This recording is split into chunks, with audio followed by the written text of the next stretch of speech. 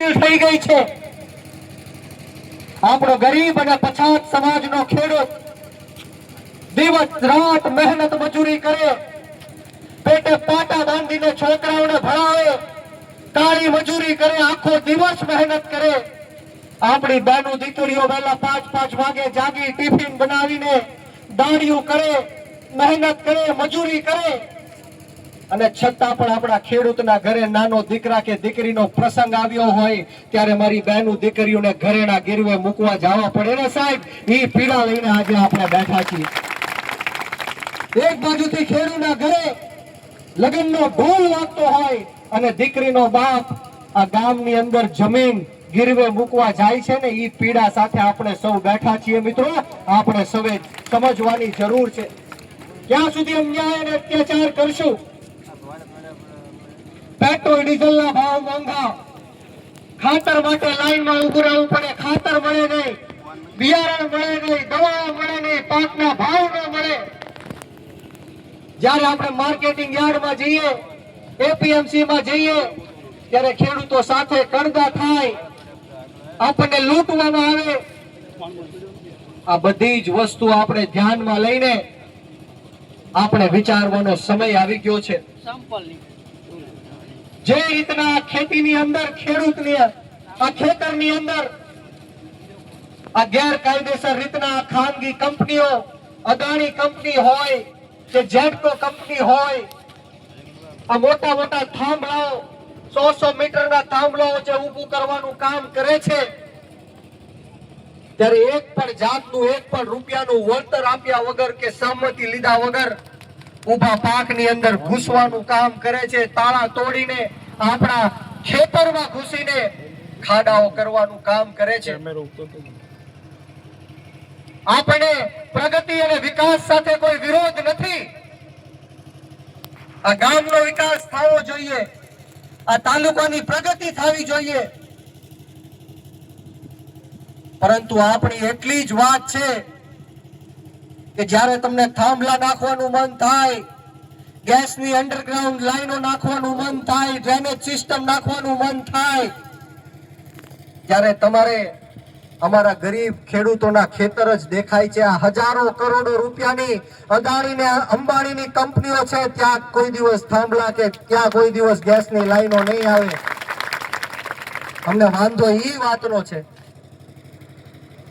પરંતુ આ વિડીયોના માધ્યમથી, આ ન્યૂઝ ચેનલના માધ્યમથી આ સરકારને હું કહેવા માંગુ છું કે સરગવાળા ગામના આ 10 ગામના જે ખેડૂતો પ્રભાવિત થયા છે, એમને 1 રૂપિયાનું પણ વળતર જોતું નથી। અમારા ખેતરની અંદર કામ ન થવું જોઈએ, ન થવું જોઈએ અને ન થવું જોઈએ।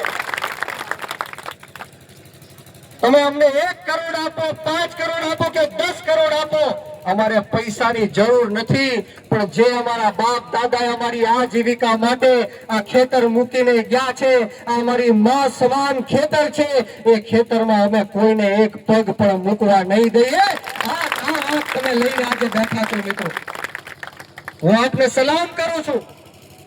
અનેક ખેડૂતોએ એવું કીધું કે અમને વળતર આપી દો, એટલા રૂપિયા આપી દો, પછી કામ ચાલુ કરો, પરંતુ અહીંના ખેડૂતોને જ્યારે મેં પૂછ્યું ત્યારે એમણે કીધું કે અમારે 1 રૂપિયાનું પણ વળતર જોતું નથી। કદાચ 1 વીઘાના 10 કરોડ રૂપિયા આપે છતાં પણ અમારા ખેતરમાં અમે કામ ચાલુ થવા નહીં દઈએ। આ ઈમાનદારી, આ પ્રમાણિકતા જ્યાં ગુજરાતના ખેડૂતોમાં આવી જશે તો કોઈના બાપની તાકાત નથી કે આંગળી તો શું આ ખેતરની સામે આંખ ઊંચી કરીને પણ જોઈ શકે। મિત્રો, હું આપ સૌને કહેવા આવ્યો છું કે કોઈનાથી ડરવાની કે ગભરાવાની જરૂર નથી। આજે આ લોકશાહીને ખતમ કરવાનું કામ આ સરકાર કરી રહી છે। આપણે હમણાં જ સોશિયલ મીડિયાની અંદર જોયું કે આદિવાસી સમાજના ડેડિયાપાડાના ધારાસભ્ય ચૈતરભાઈ વસાવા ખેડૂતો માટે જ્યારે લડતા હતા ત્યારે એમને કોર્ટે 7 વર્ષની સજા ફટકારી, અને બીજી બાજુ આજ ભારતીય જનતા પાર્ટીની સરકારમાં હાર્દિક પટેલ ઉપર રાજદ્રોહનો કેસ લગાડવામાં આવ્યો હતો, અને એ જ્યારે ભારતીય જનતા પાર્ટીમાં સામેલ થઈ ગયા તો એ કેસ પણ પાછો ખેંચી લેવામાં આવ્યો। એટલે આ 2 કાયદાવાળી સરકાર ચાલી રહી છે। એક બાજુ ઉદ્યોગપતિઓ માટે, પૈસાવાળા લોકો માટે કાયદો બનાવવામાં આવે છે ને એક બાજુ આપણી જેવા ગરીબ અને પછાત ખેડૂતો માટે કાયદાઓ બનાવવાનું કામ આ સરકાર કરી રહી છે.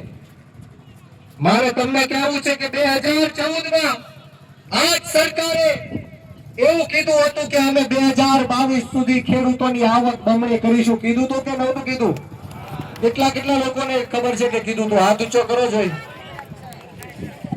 આ જ સરકારે 2014માં કીધું હતું કે આ ગરીબ ખેડૂતની આવક 2022 સુધીમાં બમણી કરીશું, પરંતુ આવક બમણી ન થઈ, દેવાઓ બમણા થઈ ગયા. વાત સાચી કે ખોટી?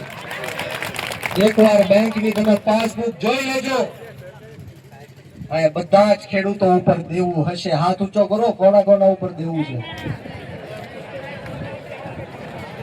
આ સરકારની નીતિ છે, આ સરકારનું ષડયંત્ર છે. આને આપણે સમજવું પડશે કે આ ગુજરાતનો ખેડૂત જીવવો પણ દેવામાં જોઈએ અને મરવો પણ દેવામાં જોઈએ. આ ગુજરાતનું ષડયંત્ર છે કે આ ખેડૂત ક્યારેય દેવામાંથી બહાર ન આવવો જોઈએ. દુઃખની વાત એ છે કે આ દેશની અંદર દર 1 કલાકે 2 ખેડૂતો આત્મહત્યા કરી રહ્યા છે. દોસ્તો, 2 ખેડૂતો આત્મહત્યા કરી રહ્યા છે.